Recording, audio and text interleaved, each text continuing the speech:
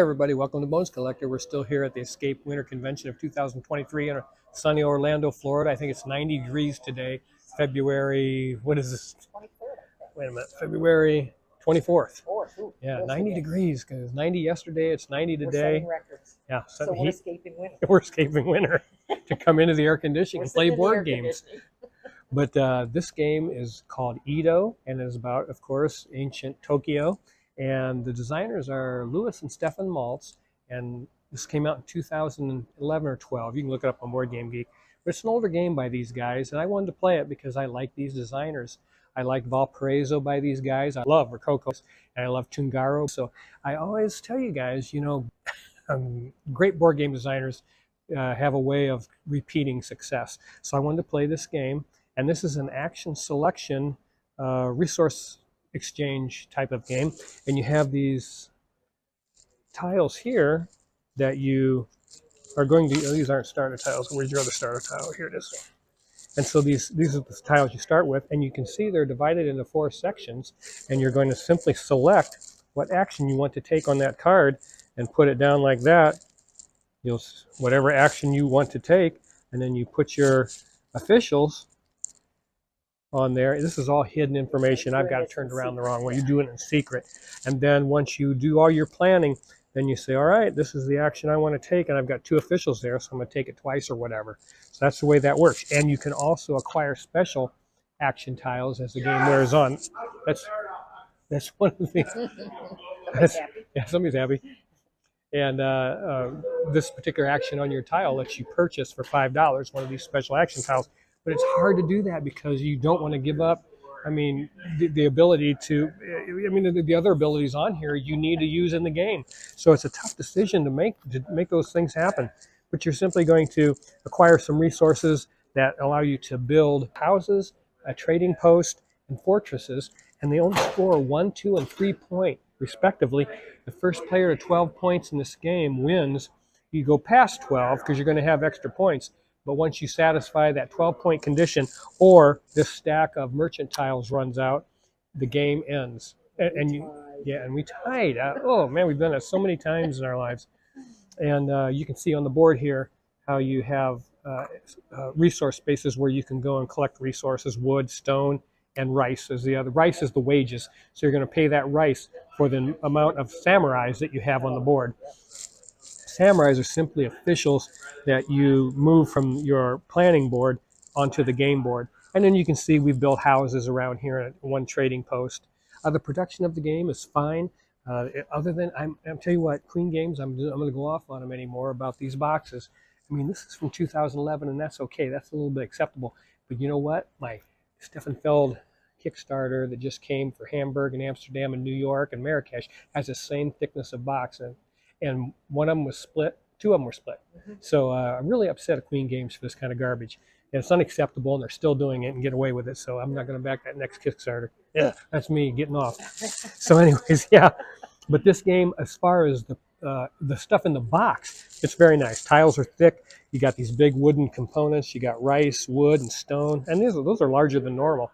I think the houses could have been bigger in the trading post. First player marker was kind of pitiful. Yeah, this is the first player marker, yeah. Little miniature dude. Yeah, it looks like you could lose that pretty easy. But yeah, that's the game, but it's very thinky puzzle, and I like it because you know this is the rules booklet. Yeah, so you've got reading book after book after book. You've got like 5 pages of rules, but the game is deep. And I enjoy that. The only thing I think we didn't really get into was this merchant action. We didn't take the merchant action, and we didn't use the trader. Yeah, that's what I mean. Isn't it? Aren't those tied in? No, I don't think so. I think you have to go there with him, and then it does something. I think that in order to take this, you got to do it. I don't know. Yeah, I think you got to do that. But we didn't do that enough. We did everything else in this game. Yeah. There's a lot to this game that we didn't touch on. We played it one time, and I'm not going to revisit it at this convention. I'm going to go get another game because there's 1,000 games in that library, and I want to play them all. But this is definitely a game that you can buy with confidence that it'll be very, very good if you like action selection mechanisms and resource management and exchange, because that's what you're doing in Edo, ancient Tokyo, in the 1600s, I believe. So yeah, it's really, really cool. Yeah, I enjoy the heck out of this game. Lori got a little frustrated, but I I think, like yeah. it. It's just hard to And get anything I done. forgot to mention you can build fortresses also. Oh yeah, we never had Yeah, because those are enough three resources to points. build Yeah, them. those are 3 points if you can get them up. I never Playing got it a it done. second time would be much Yeah. better. But like you You said, can buy points with money, but points are huge in this game because, like I say, 12 points wins the game. you buy them with money at the Excuse end me, of the game, and then 12 points stops the game. It ends the game. It's an end game trigger. 12 points and this merchant stat going out is the end game trigger, and then you do you get all your your points beyond that. yeah get points beyond that. But Yeah. man, yeah, I've wanted to play it for years. I've seen it sitting on people's shelves and never had the opportunity. That's why I like conventions, and so I can play games out of someone else's library and decide whether I want to pick them up or not. Hey, and if you've been watching this video, remember yesterday I loved Colors in Paris. Well, I bought a copy off a guy for $20. This is one of the things you get to do when you come to conventions. $20, man. I mean, I like the game a lot. It's a 30 to 45-minute game that Lori and I can enjoy very quickly. And I hope you saw it's a worker placement game. I hope you really liked that part of the video. But man, I was glad to get this. Produced by Super Meeple, which does a nice job. I have a Kramer and Kiesling to call edition from Super Meeple. That's fantastic. Hey, that's Ito, you guys. It's worth playing. It's a really, really good game. And yeah, that's it for right now. We're gonna go to the library and get another one. Abstract game that Richard likes. Okay, we're gonna try a abstract strategy game, and I'll tell you about that in a few minutes. So see you next time on Bones Collector. Hey, keep on board gaming. Best hobby on the planet. Bye bye. Hey everybody, how you doing? Welcome to Bones Collector. We just got done playing Abalone, like no other game ever made or played. It says so right there. I didn't know there was such a great game like that that was ever made or played. The greatest. This is the greatest one. It's like the greatest cup of coffee in Elf. Yeah, you guys did it. You made the greatest cup of coffee in the world. But yeah, this is a abstract strategy games, and you can see the marbles here, and you can move 1, 2, or 3 of these marbles one space, just like that. And you're going to move them like that, depending on what your strategy is. And the first one to force 6 of the opponent's marbles off the board, like doing this, is going to be the winner. Now, we've only played this game one time, and it's pretty interesting because you have to kind of watch out because once your marbles get separated, you lose a little bit of continuity there and the ability to push. You can only push rows that are less than the row you're pushing. In other words, you can use 2 to push 1, you can use 3 to push 2, and 3 is 3 to push 1. But 3 is the max. You can move 3 or less marbles. You can't ever push with four of the marbles. Even, 1 with 1 or 2 with 2. And you can't push like you can't push into yourself. Yeah, if this situation existed like this, well, white couldn't push. Yeah. Black could. Yeah. So you can't push if there's one of your color on the other side, and you're just going to be pushing yourself around the board like that, trying to get your marbles in position to push the opponent's marbles off the board. Once you do that 6 times, the game is over. We played it, and I could just see the stalemate coming, and because you get to where as soon as somebody's going to push you off the board, you just move your marble. You just move one. Just keep moving it. A couple times you trapped me, so even moving my marble, I couldn't get out of it. And abstract strategy games work like that. Most of the time, if you're playing this game, you're going to get caught with your pants down here and there, and the opponent will see something that you didn't see, and they'll push one of your marbles off the board. Or your opponent has to have enough strategy to set yourself up. But once both players have 5 off the board, it becomes a little more difficult to get that 6th one, and we jockeyed around quite a while before Lord is out of heck with it, push me off. It's one of those situations where I just want it over with.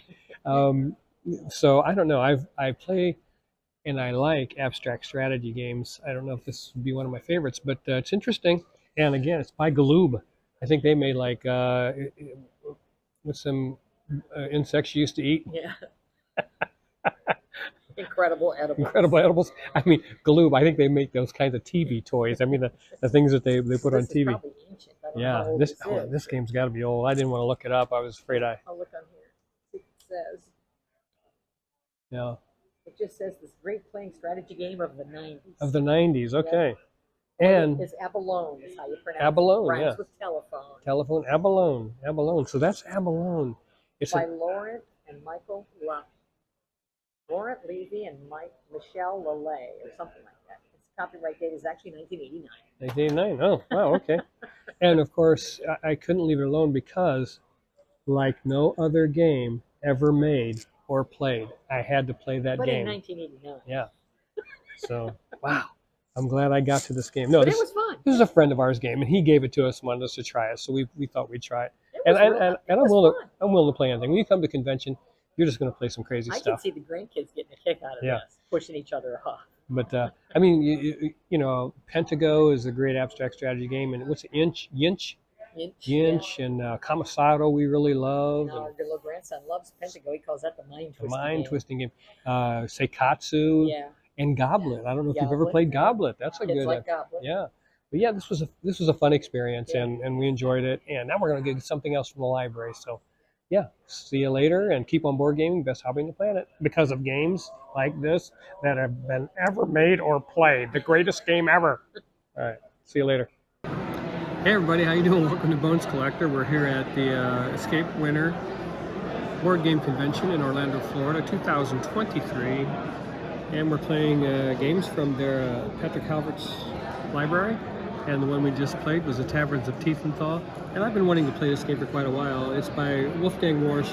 And he did 2 games that I keep in my library, and that's Quacks at Quedlinburg and Crown of Amara. I love both those games.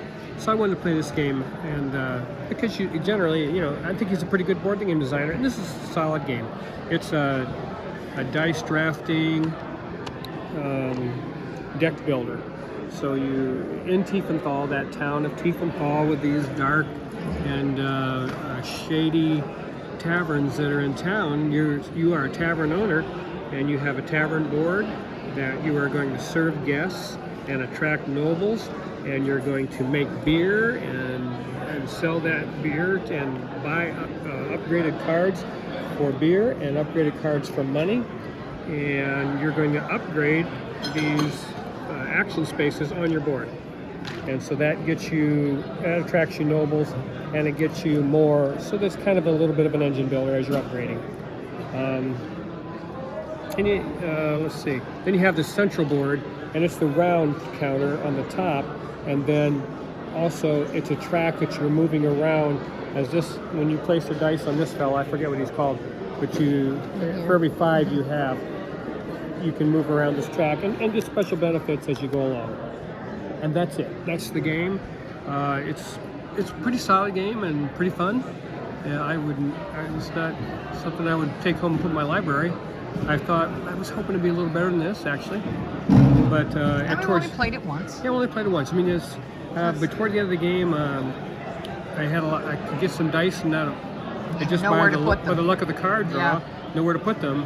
They weren't available, and I wasn't able to do anything to change the die value. There are cards that do that, but I only turned up 1, and I needed more than that at the end.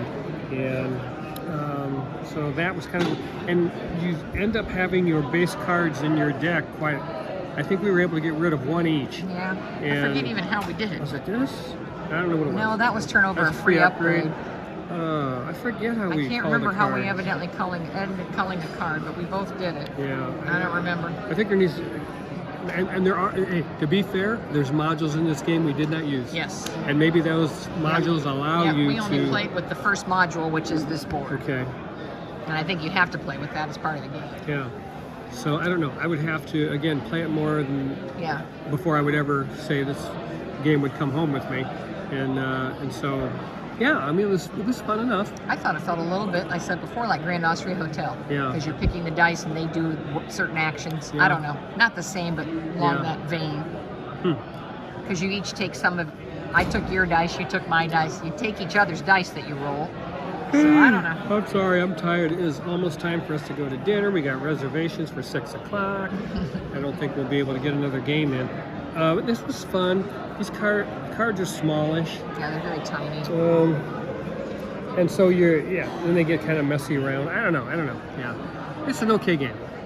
I don't know if there would be anything that would take this thing up a notch. Maybe again, one of these modules helps there's cultivate and form your deck with a little module 2, more aggressiveness. module 3, module 4, module 5. So there's 4 more modules we didn't play. Yeah, because you need to get rid of these basic cards out of here. So it very well could change the game for this game to be good. Because again, your deck is getting bigger and you've got all these dumpy cards still in there.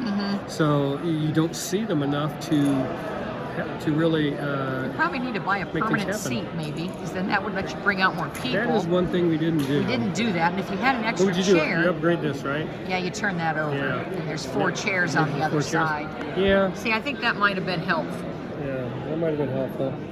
And But you can't upgrade everything. And I think to upgrade that, you had to discard seats. So that would be a way to get rid of the crappy cards. You don't want to discard seats. People. Chairs. These. I think you discarded these. Wouldn't you? I don't think so. I don't know how you... I'm sorry. I don't know how you upgraded that. I don't think so, but yeah. Oh, you would have to upgrade... You'd have to get rid of these. I don't want to get rid of that. Yeah. Yeah, you'd have to get rid of seats to upgrade that. Well, it might have been worth, or you could have $15, but getting $15 is difficult. Yeah, well, it's -5 if you have a seat. You'd have to turn for every this seat. up. So you could do it for like, if you had 2 seats out here, it'd be $5, but you'd lose $5. 2 seats. You'd lose 2 seats. But if you could turn this over, so you could That's store $5, and then you could earn $5. You know what? There's ways to do it. We just need to play it more, I guess. But, yeah, I don't know if I... But we're not going to. Yeah, I'm not going to. It's just not that interesting to me. No. So, yeah, that's Taverns of Teeth and Thaw. And most people love this game. That's fine. It's a fine... It was a good game. It's a fine, solid game. Just, yeah. I don't think it would replace anything we already own. Yeah, not really exciting. And that's where I'm at in my board game life. So, yeah. Okay. Hey, we're going to go eat a tremendous dinner. And I'm drinking a glass of wine. And going to have a good time. My son and daughter-in-law are coming to meet us. And I can't wait to see them and have dinner with them and play some more games tomorrow. Back in the morning. Yeah, back in the morning. And although Saturday, for the flea market. And the flea market It'll be noon before we do any filming tomorrow. So, yeah. Then you'll know what he bought. I'll talk to you guys tomorrow. I love every one of you. Keep on board gaming because it's the best hobby on the planet because of board gaming conventions, too. So I'll talk to you later. Bye-bye. Hey everybody, welcome to Bones Collector, and we just got done playing Pillars of the Earth, the Ken Follett novel. This game is very old. I'd actually looked it up. I don't know when it came out, have no idea. But it was designed by Michael Reineck and Stefan Sadler. Yeah, I've been wanting to play it for quite a while. It's a small little Euro game, resource gathering and exchange, and you have some craftsmen that you hire to exchange your resources for points. You have advantage cards you can acquire to give you a little bit of an edge. And just to give you how much of an idea how much of an edge they give you, I had 6 of them and I lost, and Lori had none. So that's quite an advantage. Maybe I cheated. But I've yeah, been known to do that. and then you have a money track here. Money's a little bit tight, and the game wasn't that bad. If we'd have tied, you'd have won because most money was the tie. Yeah. We were close. So anyways, yeah. Almost won. And then the neat thing about this game, well, first of all, it comes with a couple player aids that help you a lot. Game, turn, sequence. And then everything is numbered on the board. So you start up here with number 1, which is an event that happens at the beginning of the resolution. And then you just go down 1, 2, 3, 4, 5, 6, 7, 8, 9, 10, 11, 12, and I think 13 is building this cathedral. And that's pretty cool. Yep. Yeah. And this game was fun. I mean, I enjoyed it a lot. It's a nice, I mean, even at 2, and I'm going to find out there. I know that there's an expansion for it that supposedly made it better at 2 players. But it's impossible to get. Yeah, it's impossible to get. But I thought it played fine. I mean, I didn't see any glaring weaknesses in it. Maybe someone else can tell me what the problem is with this game. But I enjoyed it a lot, and it's $20 right now on Amazon if you see this video. And it's worth $20. I mean, it's a fun game. I had a good time playing it. And I've played other games that are bigger and cost $100 more that were not this fun. So yeah, this is a good game. The Pillars of the Earth, the Ken Follett novel. So yeah, enjoyed it. We'll talk to you next time on the next segment of Bones Collector. What'd you think about it? Oh yeah, we're in line for the flea market. Guess what? We're first. We're first. We put our table right in the front of the line. put our table here in the front line and played a board game. I Yeah. enjoyed the game. Yeah. I enjoyed the You game like a it? lot. Now, Yeah. we got here at 7:30. It's 9:30, so Yeah. it was 2 hours with reading rules and everything. Yeah. So that's not bad. Yeah. Flea market starts in half an hour. It was perfect timing. It's a light to medium. The board is really pretty, and It's you a lot kind like of Stone Age, I yeah, think. and you kind of I think you kind of fall into the theme of it. Yeah. I mean, you build the You're building cathedral. the These are big yeah. chunky pieces that the cathedral's made out of. Tearing it down. Yeah, I mean it's pretty cool. You feel like you're building a cathedral. So yeah, really enjoyed this game, and we'll talk to you next time. And I'll show you all the games that I got here at the convention. But I'll talk to you later. Bye bye. Hey everybody, welcome to Bones Collector. We're still here at Escape Winter Convention, Board Game Convention 2023 at the beautiful, luxurious Wyndham Hotel. And we just got done playing Projectile. Before that, what did we do? And we went to the flea market. We survived the flea market. Survived the flea market. We were first in And you line. buy 4 games? Yes. We bought 4 games.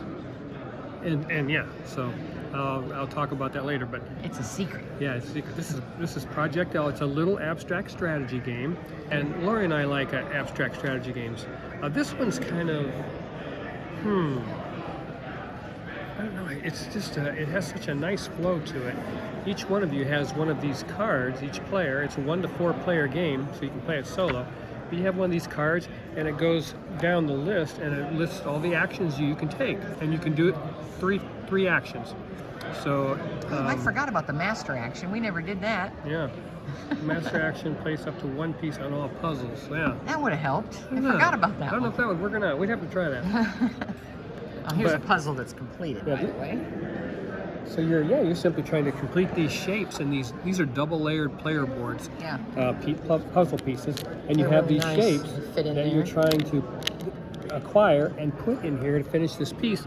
And the number in the upper left-hand corner is the points that you will score by completing this. Now And then you get the reward in the right corner. you get the reward in the right corner, which is a puzzle piece.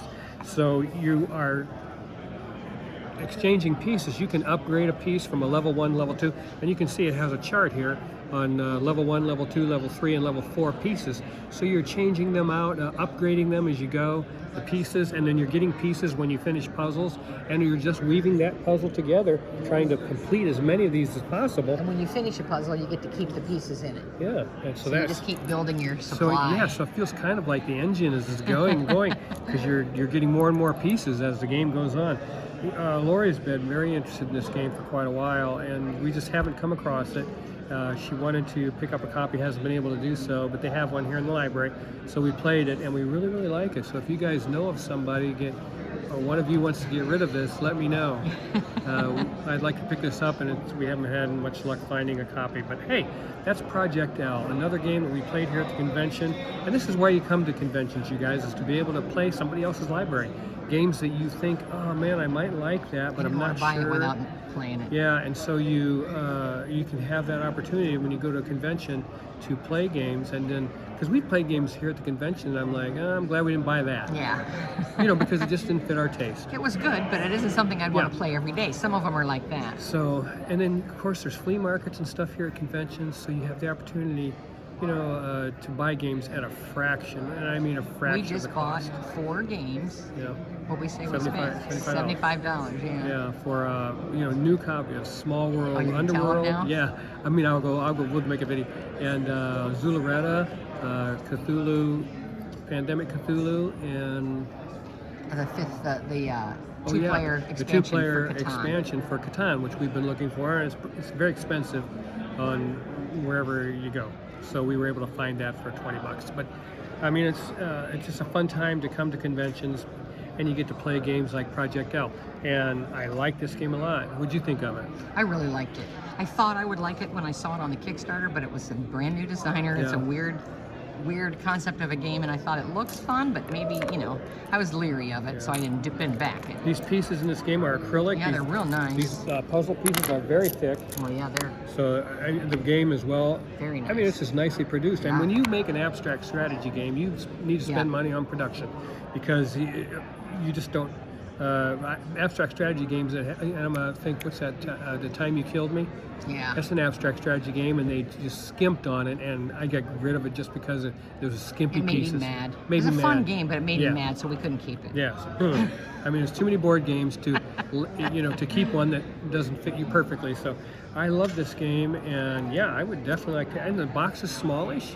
But it's sturdy. Yeah, but I mean, it wouldn't take up a lot of space. Oh no, it wouldn't take up a lot of space. So the box is nice. Everything's nice. And what did it take us? Did it take us 15 minutes to play a game? Oh, I don't. Probably not. Yeah. And that was learning it and setting it up. Yeah, learning it and setting Maybe up. took us 20 minutes. 15 minutes.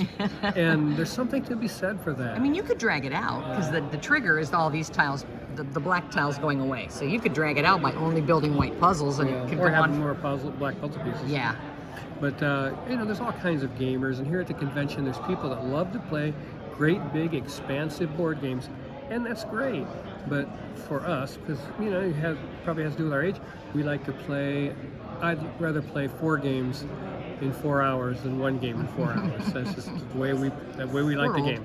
And but this Projectile fits our gaming style and our lifestyle. And again, it was something. I mean, you could teach this. Kids can play this game very quickly. Yeah. If you have young kids for a family, you guys would love this game. What's the age say on the box? Does it have an age? 8.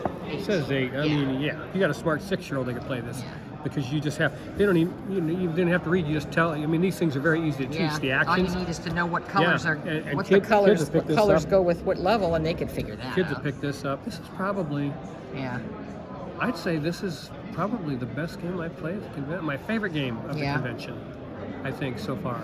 I'm trying to think back through my head, but I think it's probably my favorite game at the convention. It's right up there with Chicken Cha-Cha-Cha.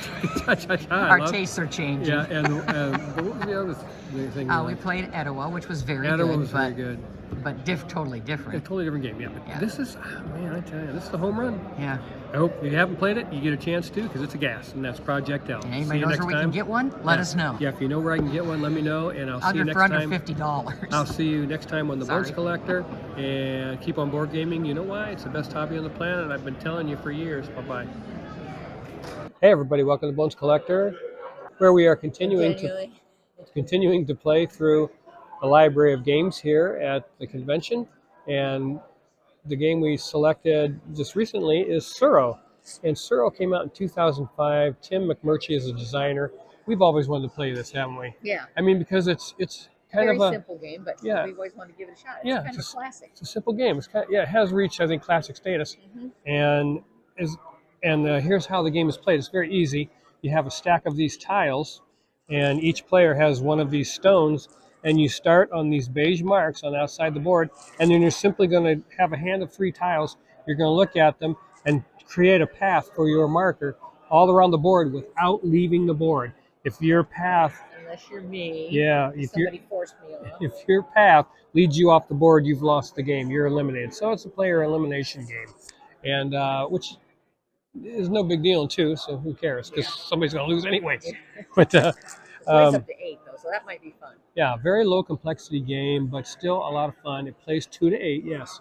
And it's just a game that I think has reached classic status because of its simplicity, and then the elegant complexity of it, because you are looking at those tiles, and the way this game ended, as a matter of fact, was... I was clear over here. Yeah, Lori was clear over here, and I played this tile that made her take a path. What tile was it? How it went. But you came off there, so it was here. No, you're here. Yeah, you were here. I played this. This took me to here, and then your path led you. I noticed I could get her off the board if I played that tile and made her leave the board, and she lost the game. But this game is such a classic.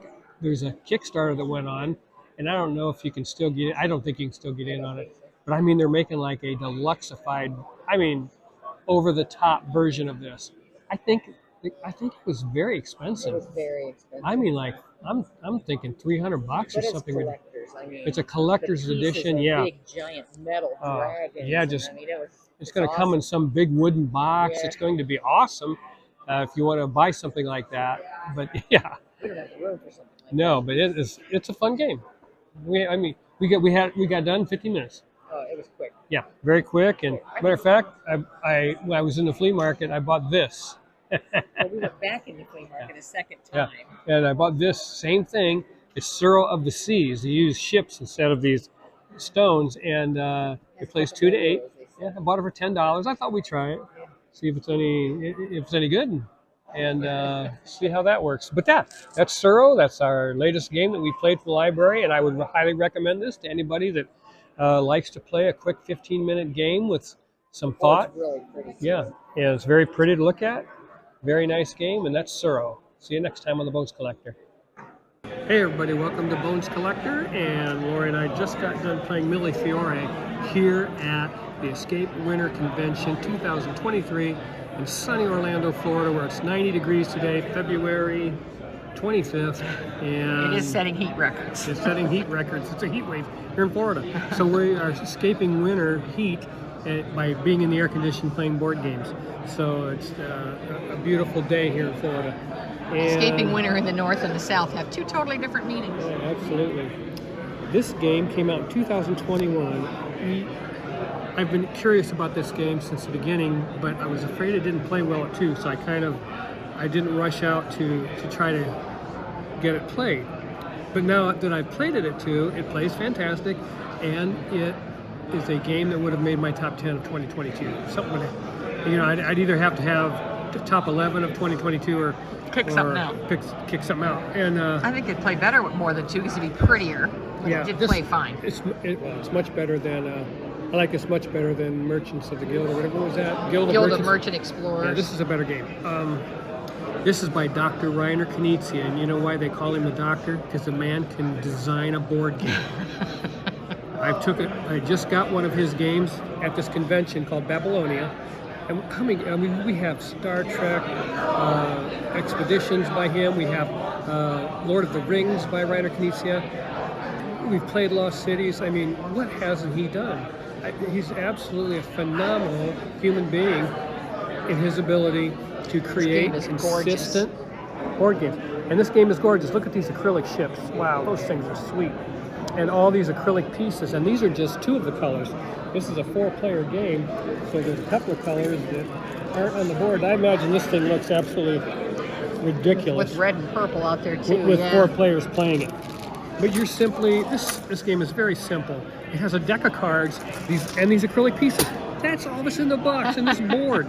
I mean, it's incredible that guy can take, I don't know. Again, I've said over and over, there are a lot of good board game designers out there, but there's only a few great ones. Reiner Knizia is great. When his games are on the table, you need to check them out. You get the opportunity to play them. It's fabulous. I mean, it's so simple, but the scoring is kind of convoluted, so you would need a player aid for this. It does need a player aid. Yeah, it screams for the scoring, because it does so many different things, scores so many different ways, and you just need a player aid. So we were continually in the rule book. Well, a lot of it's on the board. Yeah. A lot of it, but not all of it. And the one that isn't, stuff that isn't on the board is confusing. Yeah. So, but the board is beautiful. The pieces are beautiful. Scores differently. Yeah. Unbelievable. And I want to tell you something, folks. Are you ready? I'm buying this board game when I get the chance. Well, what were we? 3 plays in, and we're like, okay. I mean, I should know better than to not play one of his games, but he didn't have the opportunity, and I wasn't going to buy it. I don't have the kind of resources to buy a bunch of board games, play them, and then sell them. So for my YouTube channel. So I had to wait till I came to a convention to play it. And actually, it must have been here at the last convention. I just didn't get to it. I don't think so. I don't think it was. Yeah, but oh man, what an amazing game, you guys. I mean, this is an evergreen game, and that means you can play it the rest of your life. Cards are nice. It's a deck of cards. Linen cards. They're small, but they're linen. A deck of cards, some acrylic pieces, the game board, and the rule book. And that's it. That's all that's in the box. That's all that's in here. So you deal out 5 cards to each player, and you're going to play them one at a time. And you're going to place one of your crystals, is that what they're called? I don't know what they're called. One of your acrylic crystals, these things, in one of these 1, 2, 3, 4, 5 areas. 6 areas. 6, yeah. So there's 6 different areas on the board where you can play one of those acrylic pieces and score accordingly. And each one of them, diamonds. These diamonds that you play on the board, and they score differently. All 6 sections score differently. So that was the hardest part, is remembering how they scored in all 6 different areas. But man, I'm telling you what, it's worth learning, it's worth playing, and I don't know, this kicked me right in the butt. It's a good one. I played some good board games here. This is, oh man, it'd be a toss. He said it was his favorite when we got done. Yeah, I think it is my favorite design. Yeah, it's phenomenal. The guy is just a genius, and because again, you know, there's some board game designers out there that make these great big table hogs. I'm talking, and you've seen them. They're great big, and there's all these mechanics going on, but it just isn't a beautiful thing like this. He does so much with so little. And there's only a few guys that can do this. Stefan Feld, Reiner Knizia, Kramer and Kiesling, Rudiger Dorn, Bruno Cathala. I mean, the names sound familiar all the time because these guys are good at what they do. And yeah, it's just incredible that somebody can create a game like this that's so simply complex that it just is a joy to play. I highly recommend you get this game, and it plays well at 2. I'll tell you right now, we had a good time, and it plays up to 4 players, and I can imagine this game at 4 being so pretty and fun, and I mean, just an incredible experience for 4-player. Yeah, if you can tell by excitement in my voice, this is just a phenomenal game. Yeah, we didn't get each other's way a lot. We probably could have more if we understood scoring more. Yeah. So, wow, that was a fun time, though. Let me tell you. I took the lid off this box and I told Lori, that's it. There's a deck of cards, these acrylic pieces on the board. And I knew I was in for an amazing experience when I saw that. Because it's, you know, it's like Savannah Park. If you guys have played that by Kramer and Kiesling, and they take a simple mechanic and make an amazing board game around it. That takes some skill. It takes some thought. It takes some marbles. And some of these designers, the ones I mentioned, are good at doing that. Others are not. They have to really expand and expound what they're doing because they don't have that ability to make you have a great, thinky, complex, delicious time with a little bit of things going on. That's what this game does. You have to throw in the kitchen sink. Yeah, you don't have to throw in the kitchen sink. Not for this. You're just throwing in 1 beer glass. Yeah. Take 1 beer glass and make a great game, and that's what's happening right here. Oh man, we had a great time. And yeah, that's Millie Fiore. I think is how you say it. Yeah, by Reiner Knizia. It's DeVere Games. DeVere Games, just a great publication. I mean, that's, I don't know, I can't, I'm just so excited about playing this game. I'm going to rave about it for quite a while, quite a few weeks. But okay, hey, I think, are we going to play some more games? We're going home. It's only 3 o'clock. Of course we're going to play some more games. Because I got to stay and play more games. My kitty's missing me We though. have to stay till 5:30 till they draw the next raffle. Toothless wants me to come home. I can hear it. He's got the most pitiful little kitty cry.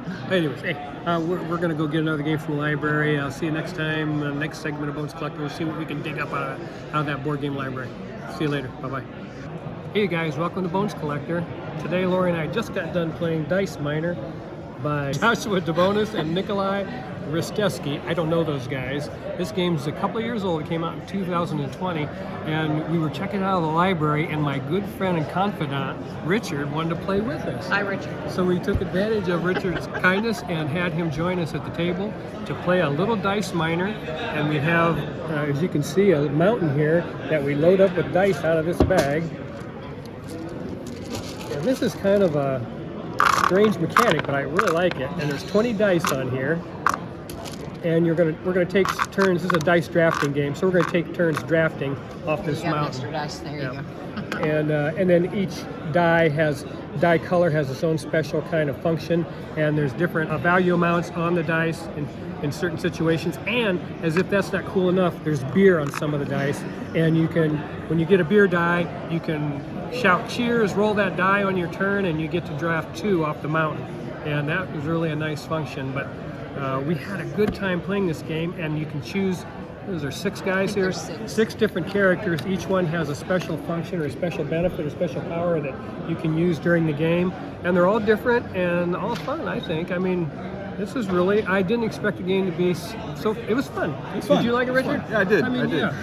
And it's not like you're out, you know, if you're in like the first 2 rounds, you're way behind, it doesn't matter. As you showed, I was getting you burned. can be last and suddenly be first. He was last and then he won, Yeah, exactly. It was a pretty neat game, and it was fun to be able to share it with someone, and because we don't get the opportunity unless we come to convention generally to play these types of games. And With more than 2 people. And Richard's a good teacher. I mean, you were good at the rule book, and so I was glad to have him here. He's taught us. How many times we start? We started 3 times. 3 times. We started 3 times. We only have to We start none of over us had 3 played. times.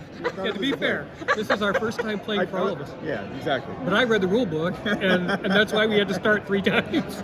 And so Richard read the rule book, Richard read and then we learned how to play the game. Hey, I never pretended to be literate. But yeah, this is Dice Miner, and we've had such a good time here at Where are we? Escape Winter Convention 2023 here at the luxurious and just like a resort hotel, Wyndham Hotel, connected to Cooper's Hawk Restaurant, which is fabulous, and we've had a really good time. So remember, Richard taught us. What else did Richard teach us? Richard taught us. He taught us Res Arcana. And Avalon. Or what is it called? Abalone. Abalone taught us that. Yeah, and at the last convention, he taught us Res Arcana, which I was able to pick up at this video flea market here. Brand Virtual. new.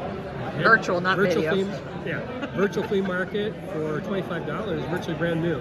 And Nidavalier. We played Nidavalier. Nidavalier. And the River Dragons. River Dragons. The River Dragons game. Which is here The again. giant River Dragons So if you game. look at my video from last year at this convention, you'll see us playing that game. I put it on the video. So Yep. yeah, we have a lot of fun. We have a lot of good friends here. We meet a lot of very nice people that play board games. And I keep telling you guys, it's the best hobby on the planet because of guys like Richard that come and play a game with you. And Gamers are nice people. That's right. Gamers are nice Gamers are people. awesome people. Well, we're bored people. Oh, come on, let's face it.